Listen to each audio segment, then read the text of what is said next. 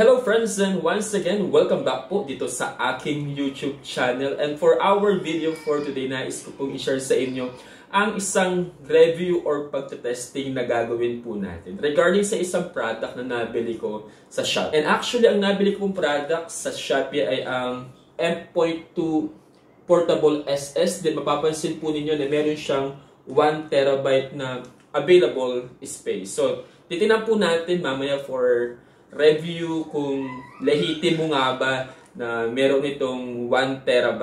At ang portable SSD po na ito ay nabili ko from China at nagkakahalaga siya ng 283 pesos. So very affordable, but yung price na iyon ay discounted price pa po.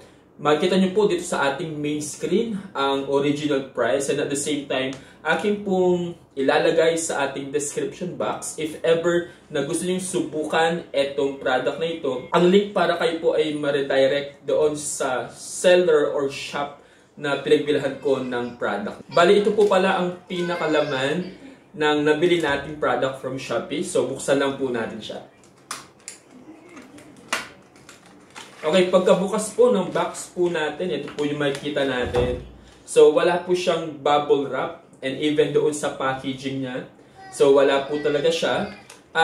Naglalaman siya ng, I think, mga 6 or 7 inches na Type-C na USB cable, and I think maganda po ito kasi mas upgraded or updated yung hardware or mga wire na ginamit for Type-C, no?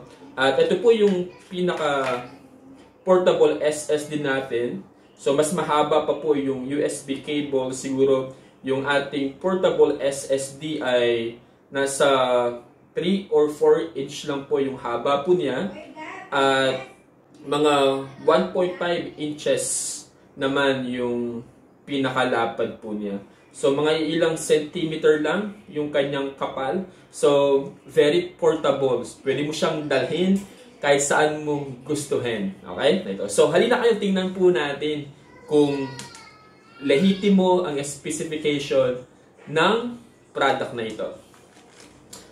Right. So, subukan na natin mga guys itong ating nabiling portable SSD sa ating laptop. So, insert lang natin siya. At pagka-insert natin, lalabas ang autoplay, SSDF, and select to choose what happens with the removable drive. So, click lang natin yan. And configure storage settings. If needed lang naman, itong part na iyan, lilitaw yung mga storage natin dito. So, i-close na natin ito. Punta tayo dito sa folder natin para mas mabilis. And then this PC. So, narito yung ating SSD. And according doon sa ating in-order and doon sa packaging, yan po ay naglalaman actually ng 1TB. But yung dumating is 976GB free.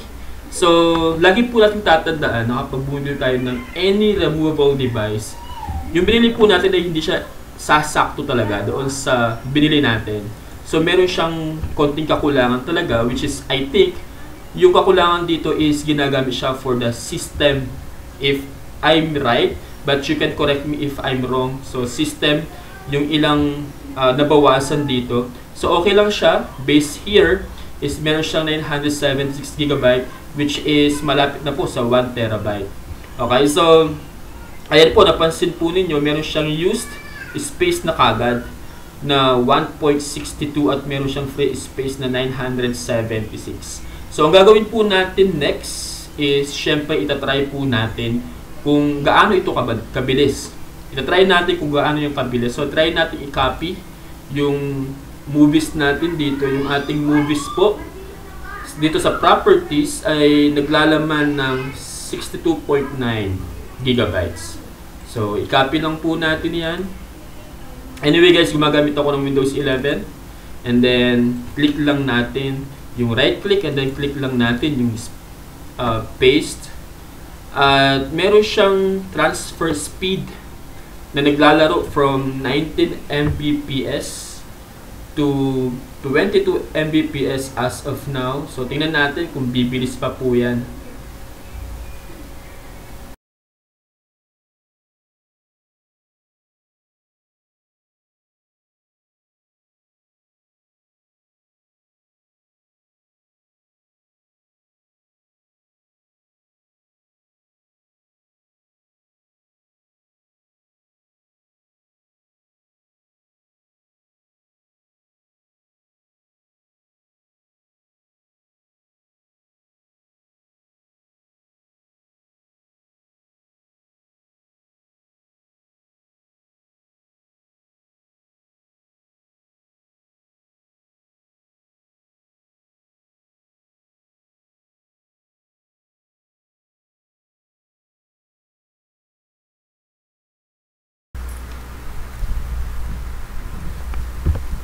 O ayan mga friends, natapos na po yung pag-transfer natin ng almost 65 gigabytes ito sa ating mga movies.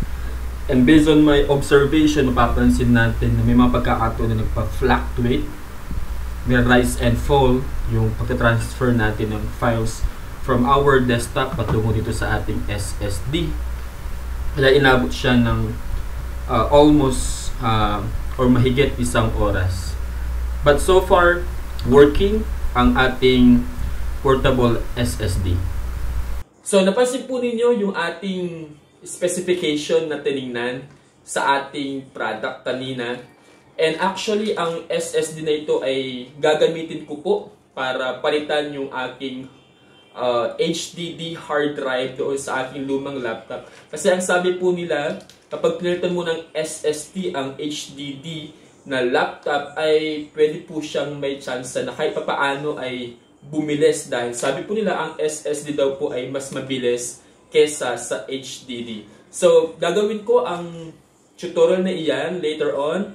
So, stay tuned up for our next video. And at the same time, so ang isa pa siguro na itatanong ninyo ay gaano katagal ang buhay ng very affordable na SSD enclosure na ito. So, syempre, hindi pa po natin yan ma-cover for our video for today. So, mag-update ako kung anong mangyayari in the future for this video. So see you on my next video. Nawa po, abangan po ninyo ang aking susunod na video. And if you are interested sa mga ganitong mga product from Shopee or mga murang product from Shopee, nais ko pong gawa ng mga review yan. So, stay tuned for our future video. Huwag niyo kalimutan mag-like, mag-comment na rin, at mag-subscribe dito sa ating YouTube channel para kayo po ay updated for our next video.